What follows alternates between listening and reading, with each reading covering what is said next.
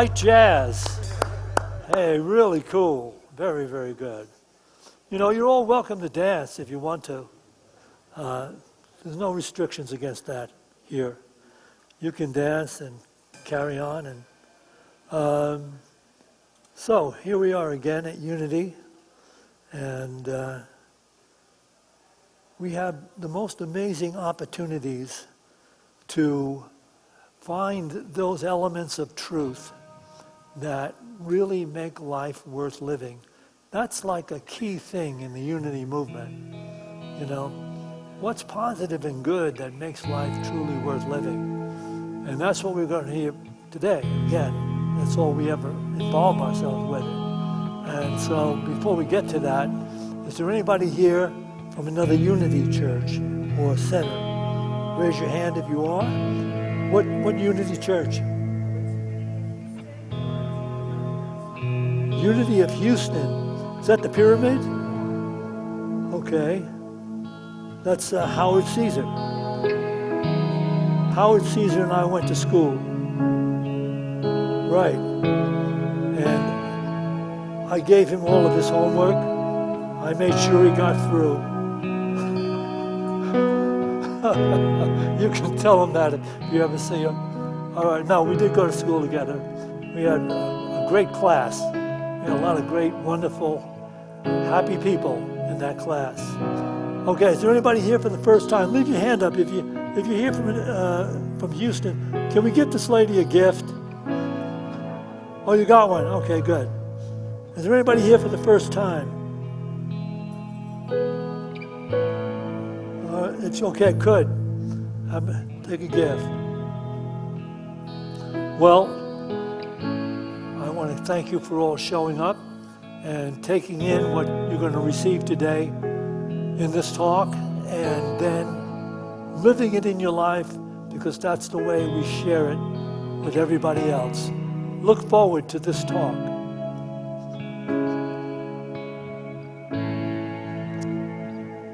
Good morning, everyone. Welcome to Unity of Boulder. Everyone who's joining us here in this room, everyone who's watching with us online, thank you for spending some time with us, because we love spending time with you each Sunday. I've got a few announcements to make here of upcoming events here. Starting off with today, we have a guest speaker. His name is Pedro Silva. He was here about 2 months ago and gave an awesome talk. Cinticia will be back next week, but it is her birthday week, so we said, she can have a week off on her birthday, I guess. So she's at home relaxing, as she should be, but she will be back next week. We are coming up on October 26th. We're going to have our annual Children's Halloween party from 5 to 7 p.m. It's free. Anyone can come. Just bring your costume up kid for candy, fun, food, and games. It is such a fun event. We do still need a few volunteers to help run some of the booths and games and events downstairs. At the event, it is such a fun way to volunteer. You get to see all these kids in their cute costumes having so much fun. If you have any interest in helping out with that, please let myself or Heather know. And you can also sign up for it out in the lobby. Also to sign up for out in the lobby, we are having our Thanksgiving potluck this year on Thanksgiving. That's also free for anyone to attend. If you don't have a Thanksgiving to go to, or just want to have a really huge Thanksgiving, come here on Thanksgiving at noon for a wonderful Thanksgiving meal. Now, we do have someone to lead that project, but we don't have enough volunteers, so we need people to help prepare food, set up tables, all that kind of stuff. If you'd be interested in helping out with that, you can sign up for that out there. There's also a list of items we need donated and purchased for that, but that list is also in the lobby. So definitely check that out. And last but not least, we want to thank everyone who voted to make Unity of Boulder win once again the BOCO Gold People's Choice Awards place of worship here in Boulder County. Yeah! Now I'd like to have my friend Steve Sheets come on out here, and he's going to read the Daily Word.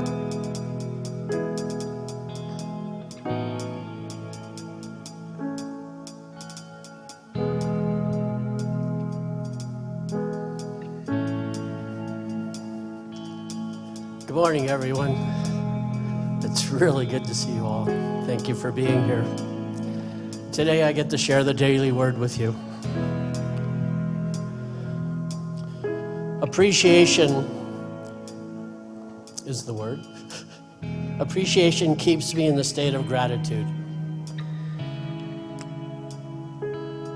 It can be easy to take the blessings in my life for granted, for the gratitude I feel to be supplanted by the busyness and the consciousness of everyday life. But practicing appreciation is the best way to attract even more blessings and stay open to life and love. Appreciation and gratitude keep me in a state of awe and wonder, open to the beauty of the world, the kindness of other people, and the benevolence of God. With my heart and my mind open to the world's wonders, I am simply magnetic. I draw to myself blessings large and small, synchronicities, serendipities, and all kinds of wonderful surprises come my way when I am appreciative.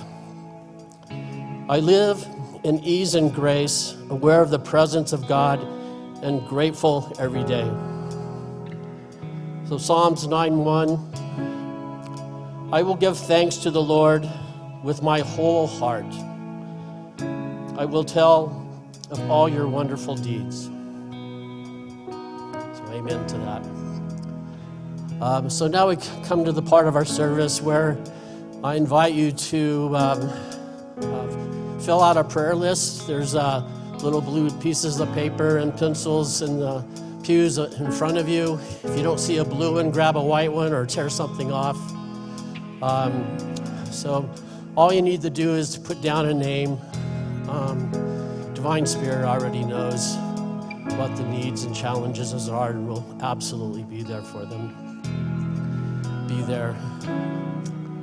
So I should read. Oh, okay. So, all right, so I think I probably lost my place there a little bit. So, but anyway, I will go around and collect those prayers, and we'll put them on our prayer box. We'll pray for them for 30 days. And after the 30 days, we forward those to Silent Unity, and then they pray for them for another 30 days. So definitely take advantage of that.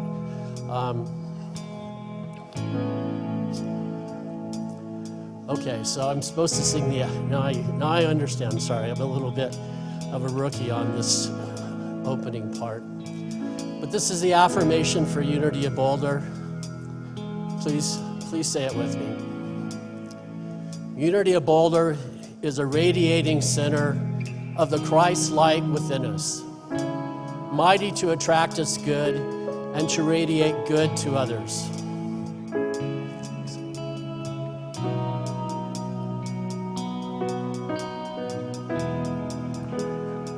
You are the air I breathe. You are the air I breathe. Your holy presence living in me. And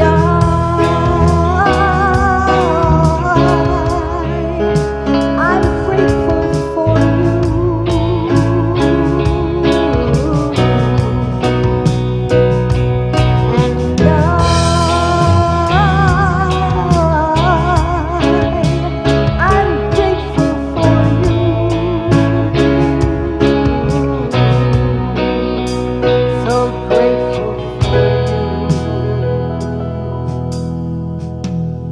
Well, welcome to Unity. And anybody like to come up and sing the opening song with me, just come right up.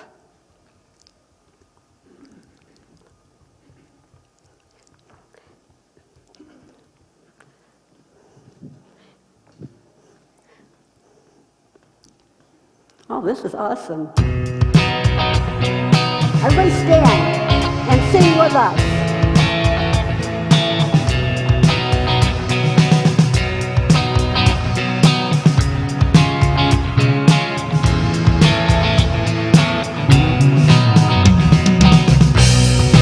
I'm in the right place at the right time.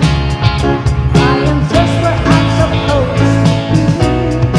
I'm in the right place at the right time. I am just where I'm supposed to be. I'm in the right place at the right time. I am just where I'm supposed to be. I'm in the right place at the right time. I am just where I'm supposed to be. Oh, my soul is welcome here. My soul is welcome here. I am getting a message loud and clear. My soul is welcome here. Oh, my soul is welcome here. My soul is welcome here. I am getting a message loud and clear. My soul is welcome here. In the right place at the right time. I am just where I'm supposed to be. I'm in the right place at the right time. I am just where I'm supposed to be. I'm in the right place at the right time. I am just where I'm supposed to be. I'm in the right place at the right time. I am just where I'm supposed to be. Oh, my soul is welcome here. My soul is welcome here. I am getting a message loud and clear. My soul is welcome here. Oh, my soul is welcome here. Oh, my soul is welcome here. I am getting a message loud and clear. My soul is welcome here. All right. Awesome.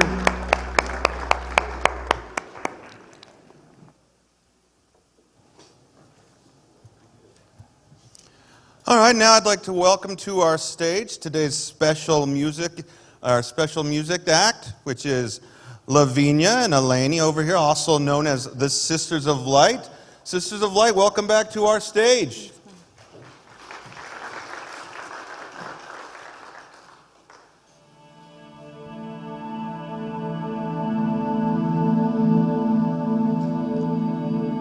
Here we go again, my mind racing, and I can't seem to win all these crazy thoughts and feelings.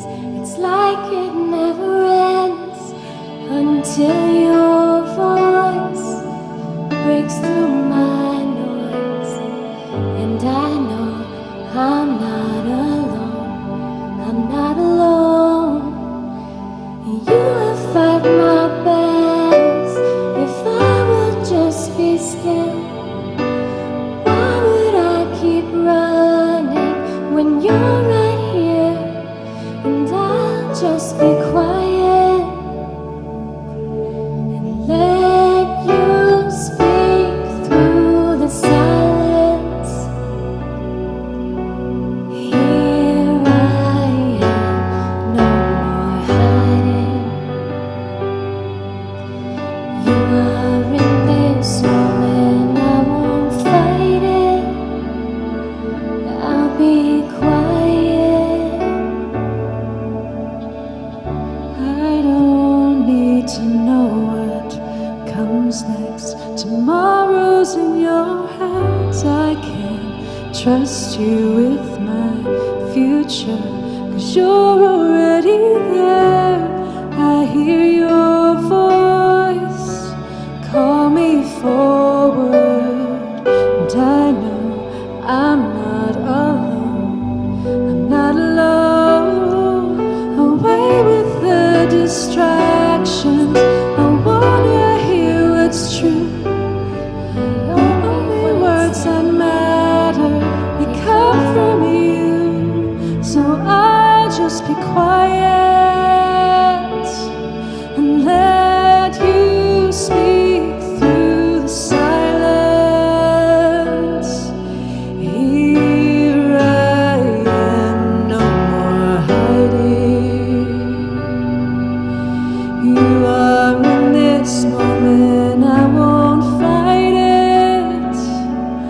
I'll be quiet. I'll just be quiet and let you speak through the silence. Here I am, no more hiding. You are in this moment, I won't fight it. I'll be quiet, quiet. God, you're here in the silence. Here I am, no more hiding. You are in this moment, I won't fight it. I'll be quiet.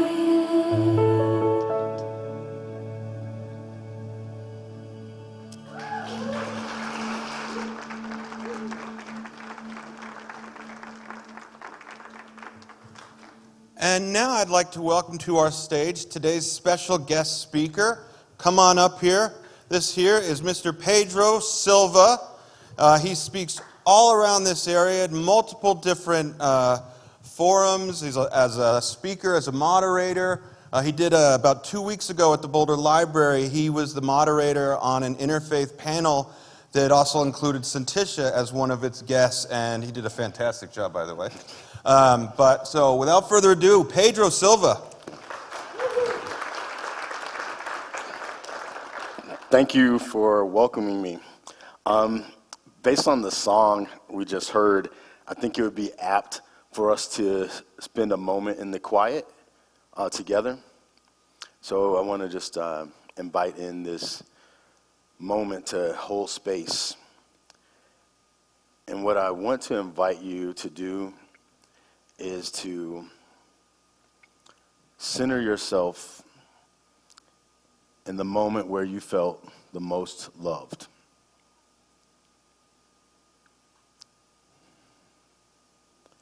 And just try to hold it.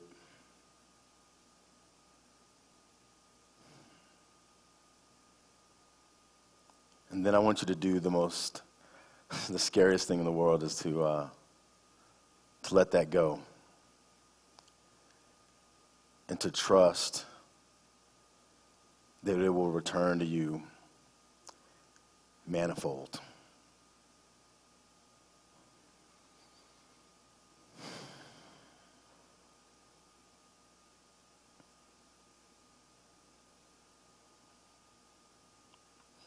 Thank you. So a lot's changed since the last time I was up here with you all. It was right after Father's Day, the last time I was here, and I shared some words from my father, my biological dad, for whom I'm named Pedro Senhorinha Silva, long name. And the word that he gave me before he died, I interviewed him and I shared that with you all, was become a we. That was the word that he said. He talked about how for a long time in his life, he lived his life as if he were alone, as if there were nobody but him. He made choices that were the choices that served him. And as he was about to leave this world, he realized, oh my God, this whole time I wasn't alone. And so he encouraged me that whenever I could, to become a we. And a we was to just join with anyone. And he would list off, father, mother, anybody. Just become a we. Remind yourself that you're not alone. And I carried that word with me.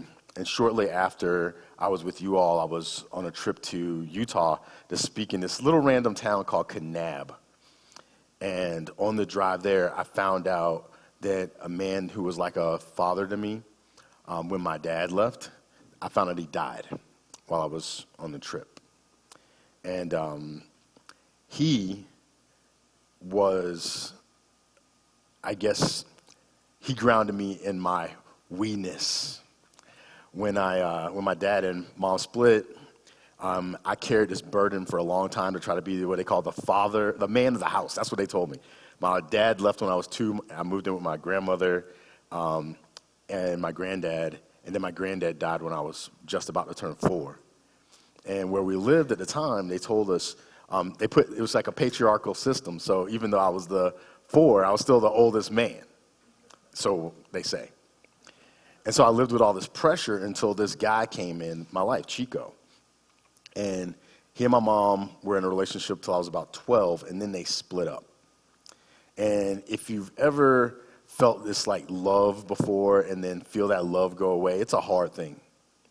Especially if it's happened once or twice or 3 times.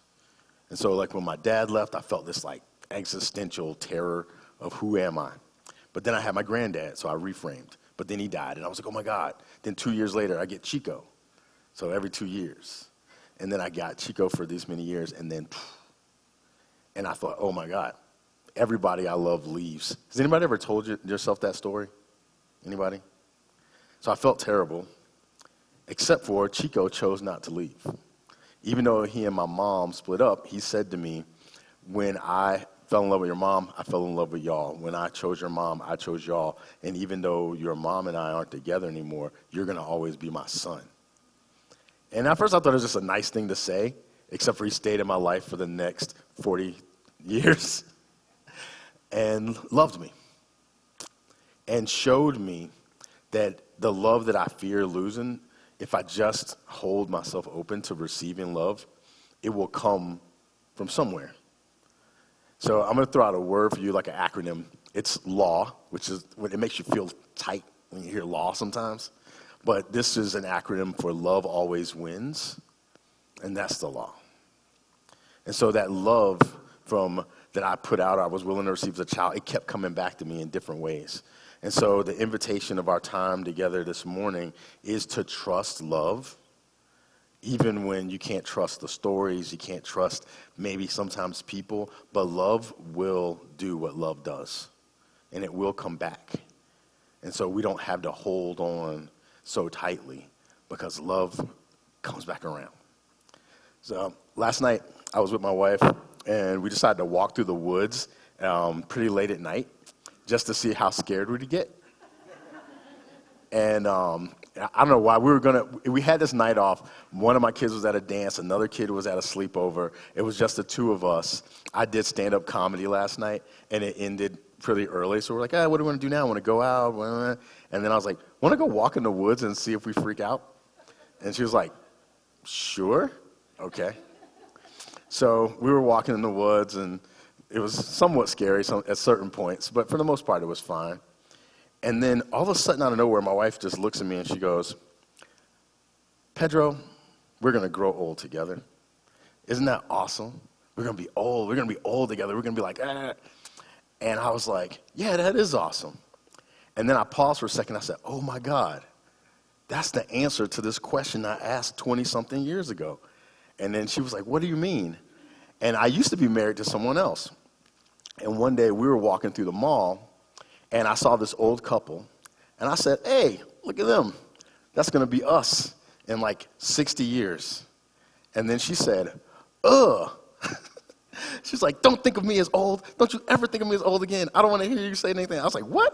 That's a sweet thing to say. And she's like, no, I don't want to think about it. And she just shut down. And I was like, that was a strange response. But then I thought to myself this question. I said, man, I wonder what it would be like to be with someone who would like the idea of growing old together. Just a thought. I didn't think me and this woman were going to divorce or anything. But the universe started doing its thing. As soon as I asked that question, it unfolded over years and years of different experiences till last night when I saw the answer to that question over 20-something years. Oh, I wonder what it would be like to be with somebody who would want to grow old with me in a relationship. Isn't that weird?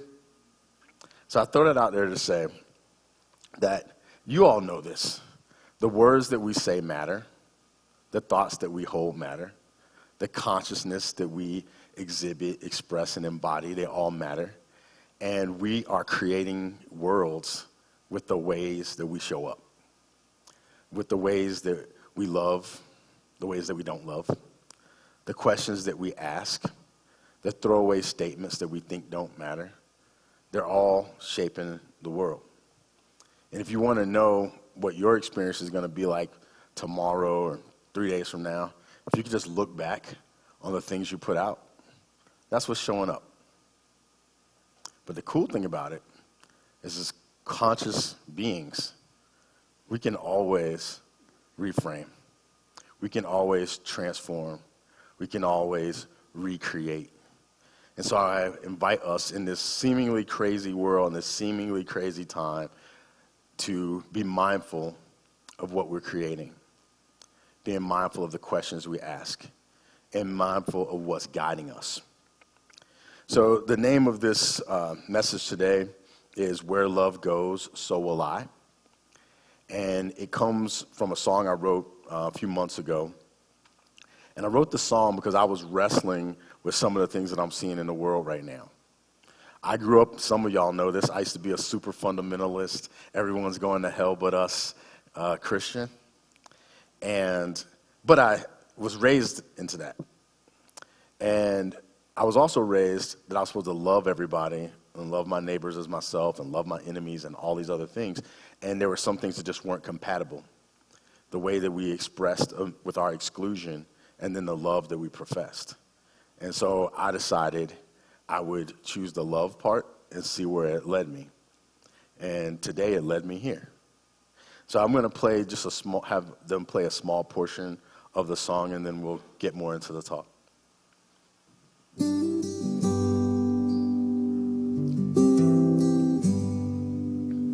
Free, free, free. It's what we say that we're here for. But freedom takes no prisoners. It's your way that we ignore. Free, free, free.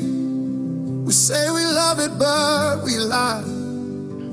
'Cause freedom can't belong to me if I see others as less than I.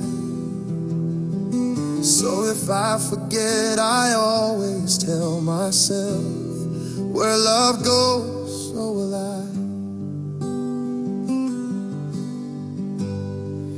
At the edge of all my trying, I have nothing left to give. And out of nowhere you come through, the reason why I live. No success or recognition can never pull me through. Even if I lose it all, I know I am because of you. No relationship, no country ever will define the me you knew before all things, the me you always had in mind. Everything here lies to me, trying to tell me who to be.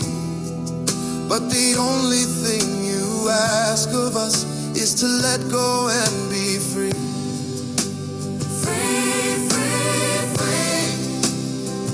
What we say that we're here for.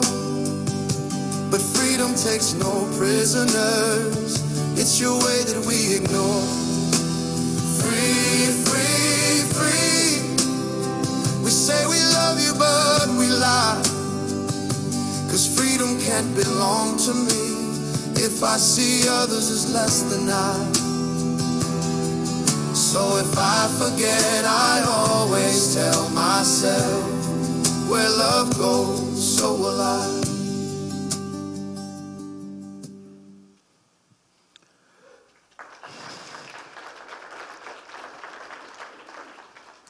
If I forget, I always tell myself, where love goes, so will I. That's the primary commitment of my life. And so if love sometimes invites me to places that I wouldn't have chosen on my own, I go because that's where love is going. And many times in our lives, I think all of us, at our core, I think that that's our story. I think that all of us want to love. I think that all of us come from love. All of us are constantly emerging from love. And all of us know on some level that we will return to love. And at the same time, we carry this fear of getting hurt. We carry this fear of not being seen, of not being valued, of not belonging. And so then we conditionalize ourselves in the ways that we express and the ways that we receive, because we're trying to protect that one little piece of love that we might have felt, that one little piece that we had when we were a little kid. We're holding on to it so tight because we just don't want to get hurt again. Meanwhile, the world is waiting for all of us to open ourselves up to love and to go where love leads. How many of you have caught yourself knowing the loving thing to do, but then just not being able to do it when the moment shows up? Anybody? Almost everybody. Why? I'm asking legitimately. Why do you think? You know already. We have this knowing. Why do we not do what we know? Conditioning. Fear. Yeah. I think we all know that we're also a lot more perfect than we have been enculturated into believing. I remember when I got out of my old fundamentalist church, and they gave me one of my mentors said they gave him the middle finger of fellowship. So I got my middle finger of fellowship, which I guess was a graduation. I didn't know it yet. And one of the things that I caught myself doing was, for the first time in my life, questioning whether it was okay for me to love myself.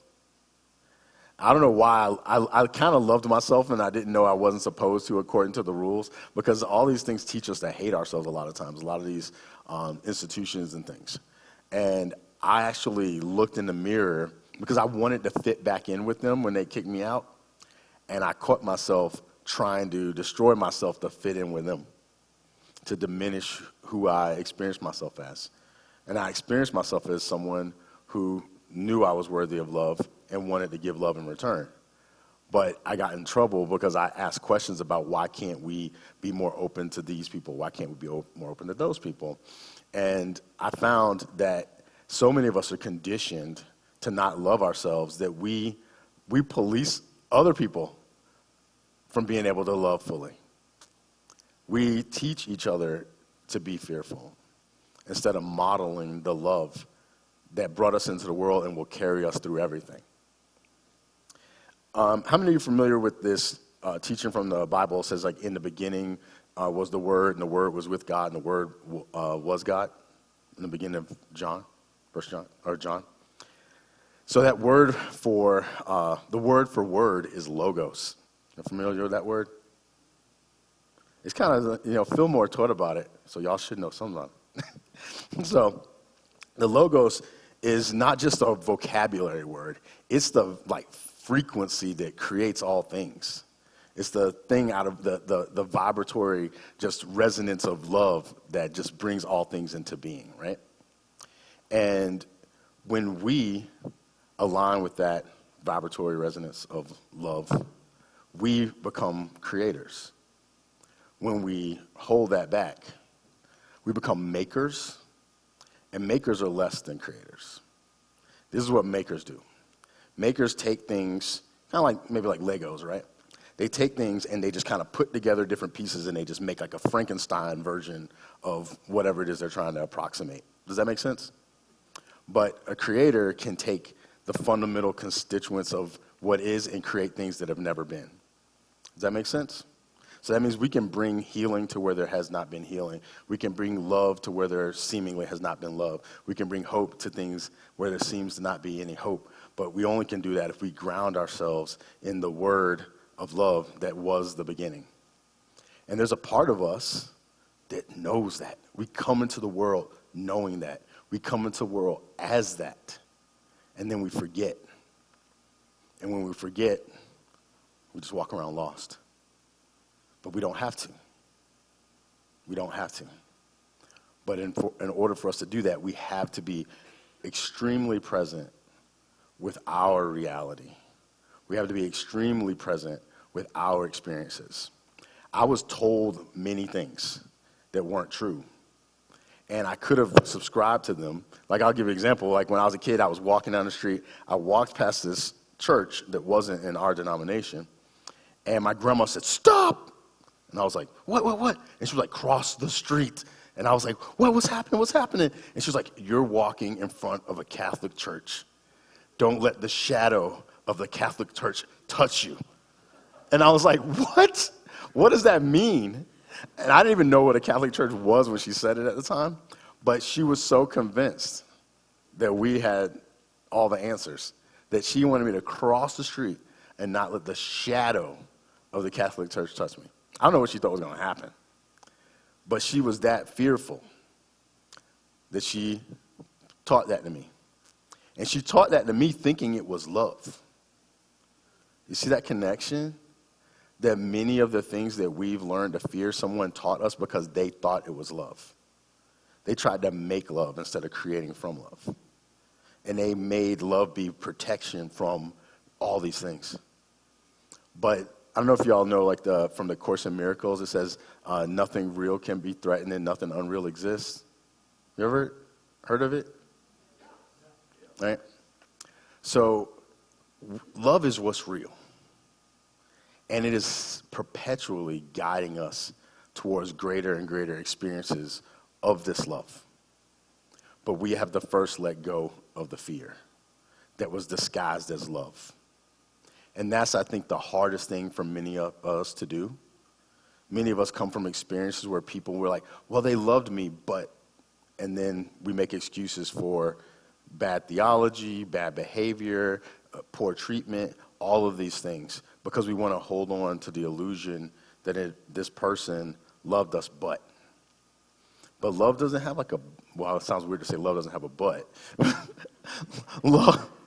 Love is all-inclusive.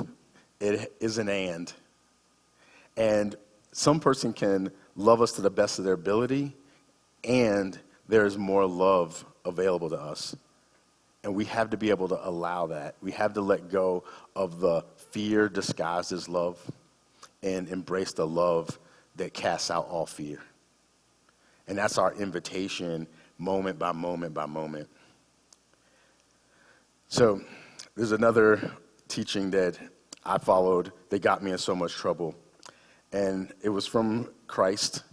It says, you shall love the Lord your God with all your heart, with all your soul, with all your mind.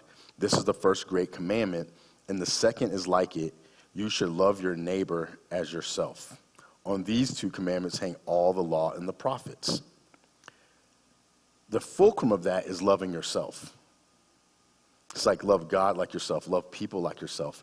If we don't love ourselves, then we're going to project the things that we feel about ourselves onto God and onto people. And that is harmful. But it's also hopeful, because if we love ourselves, we're going to then project that out into the world.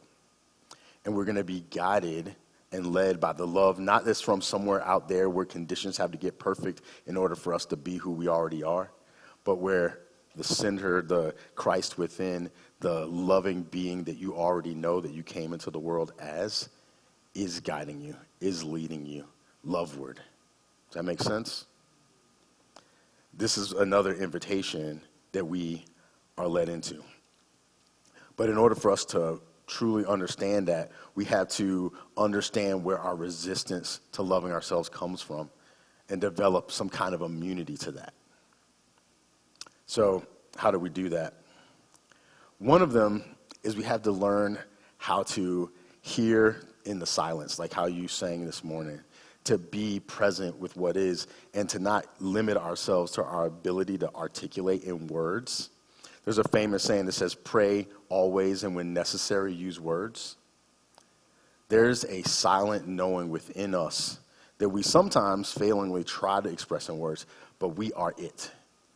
And if we can sit in the center of that stillness, my wife actually wrote me a poem one time when we first got into a relationship where she said about sitting in the center of the stillness where there's nothing left to purge. So if we can get to ourselves where we're in that center of that stillness where there's nothing left to purge and allow ourselves to just know and to just be, even when we can't express it in words, we can radiate that out into the world. And we need more and more of that these days. Because we live in a world right now where all of our wars are based on words and how people perceive those words and how people take those words.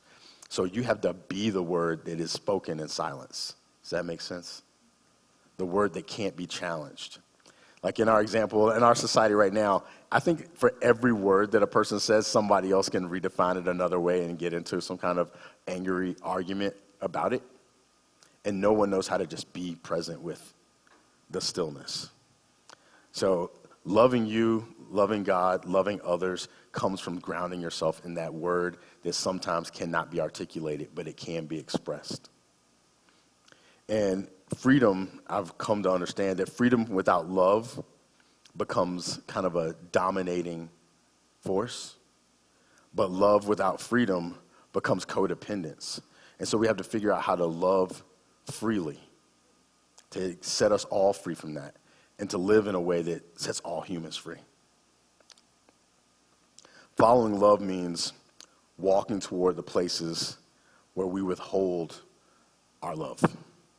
Those places where we think that we're not going to be received is the places where we need to give. Does that make sense? I'm inviting us into that because it's a challenge and it's going to be tough and a lot of people don't choose it. But I think that y'all can.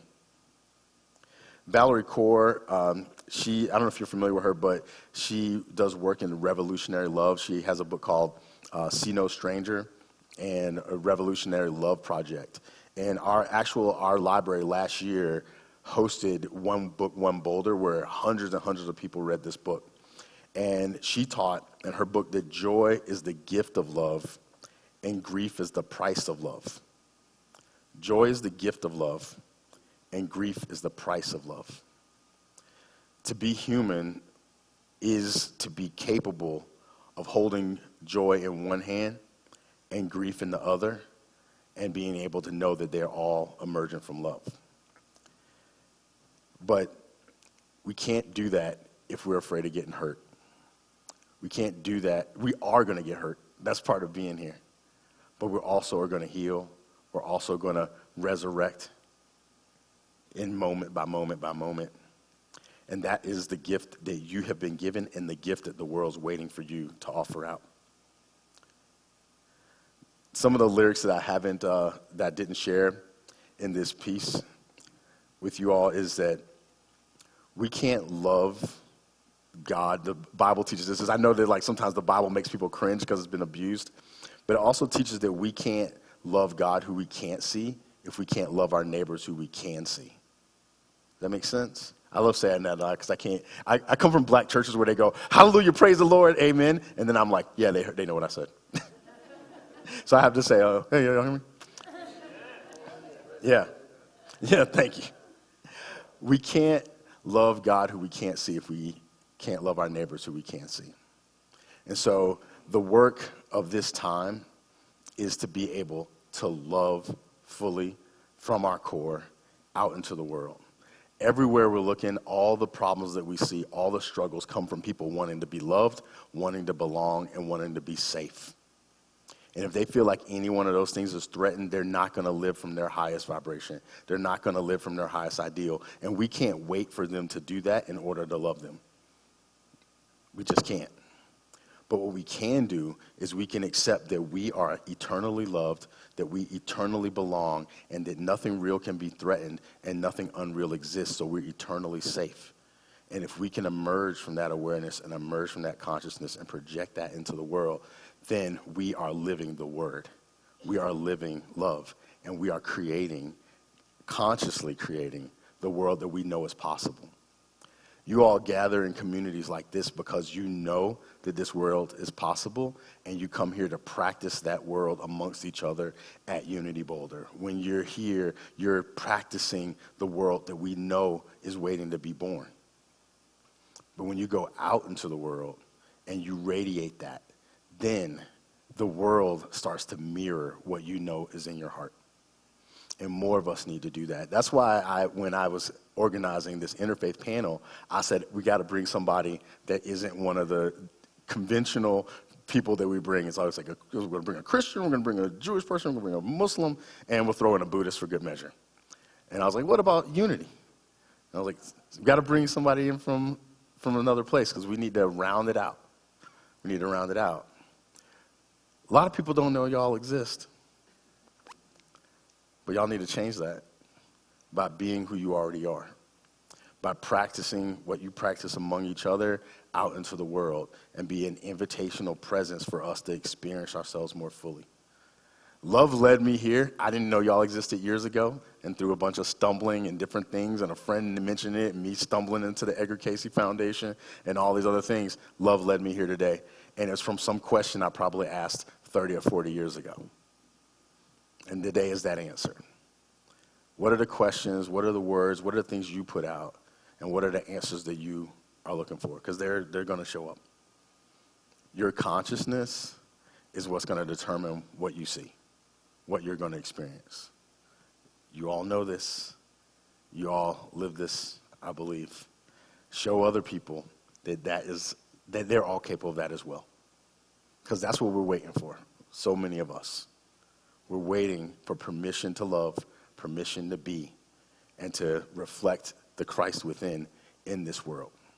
And we can't do it without people who embody it, who live it, who know it. So my invitation to you and my hope for this world is that you all will live as fully as possible into the truth that you already know, and give other people permission to do the same, to borrow from Marianne Williamson. So thank you for having me here today. Thank you for... I figured we asked for each other a long time ago, and now here we are. So now we come to the portion in the service where I call it going with the flow, because the word contribution just basically means to flow with. And so this is the moment where you contribute to the ongoing flourishing of this community with your offerings and your gifts. Thank you.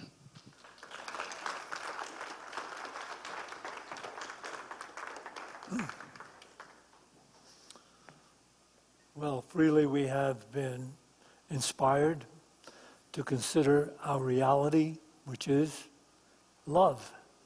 And now we have the opportunity, through love, to return a gift to Unity of Boulder, where we share these truths in order to expand our understanding of the reality of the presence of God in every moment, every place, every condition.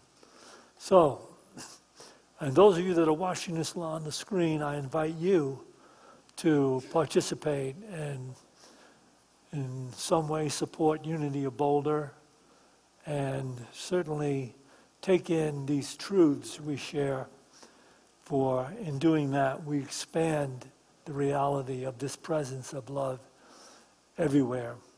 And now people here can bring into their hands those gifts they'd like to make to Unity of Boulder, and we will share them with this prayer.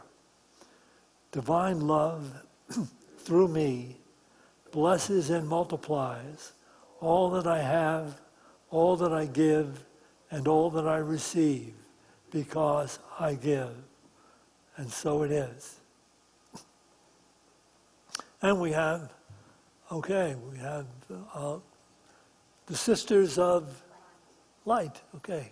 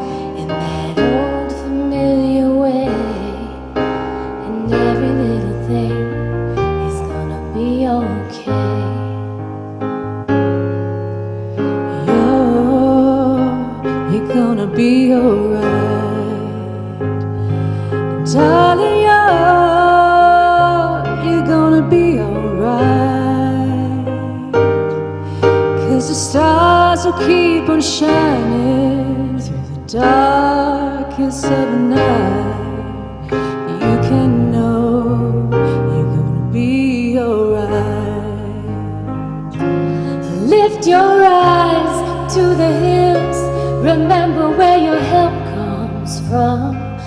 Lift your eyes to the hills. You'll never face a valley alone. 'Cause even when your heart is breaking and you've gone and lost your way, you're gonna be okay. You're gonna be okay. I know that you're gonna be okay. Not a care in this whole world can take that truth away. You're gonna be okay. You're gonna be alright. My darling, you're gonna be alright. At the end of all our breath, when we're beckoned on to the last, love will meet you there. You're gonna be alright. At the end of all our breath, the beginning of new life, you're gonna be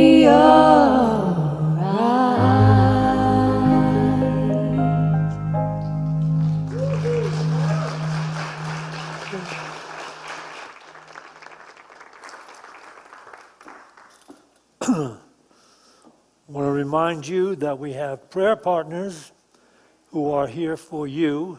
If you have a particular challenge you want to pray with someone about, they are here for you. And all you have to do is remain seated when the rest of the congregation flies out, and they'll come to you. And if you want to, you can pray here or go downstairs to our beautiful meditation room and share some prayer down there. I want to thank our guests for sharing such an incredible story and such an incredible truth in such an incredible way.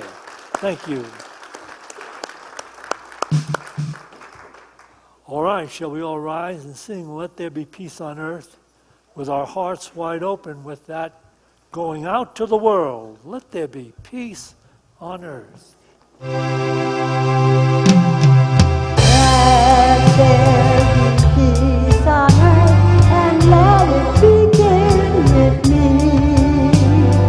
Let there be peace on earth, the peace that was meant to be.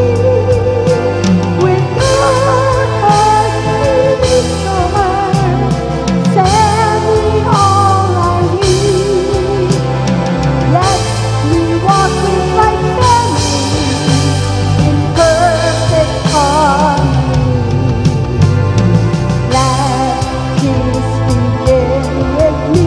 Let this be the moment now.